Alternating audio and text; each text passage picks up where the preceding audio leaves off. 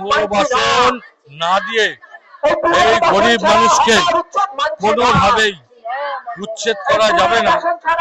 যেভাবে জোর জুলুম করে গুন্ডাগিরি করে পুনর্বাসন না দিয়ে বস্তিদের যে বস্তিবাসী সহ হকারদের যেভাবে উচ্ছেদ করার পরিকল্পনা চলছে, সেই পরিকল্পনার বিরুদ্ধেই আজকে বস্তিবাসী, আমাদের হকাররা, আমাদের ব্যবসায়ী বন্ধুরা তারা রাস্তায় নেমেছে।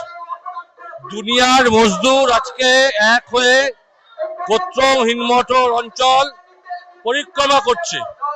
স্বাভাবিকভাবেই এই দুর্নীতি দেশ এবং দেশে বেকার, যেখানে আদানি আম্বানিদের কাছে বেচে দিচ্ছে দেশটাকে, সেইখানে গরিব মানুষের পেটে লাথি মেরে গরিব মানুষকে হাটিয়ে দিয়ে আজকে যে পরিস্থিতি তৈরি করা হচ্ছে তার বিরুদ্ধেই আজকের এই মিছিল সংগঠিত হচ্ছে।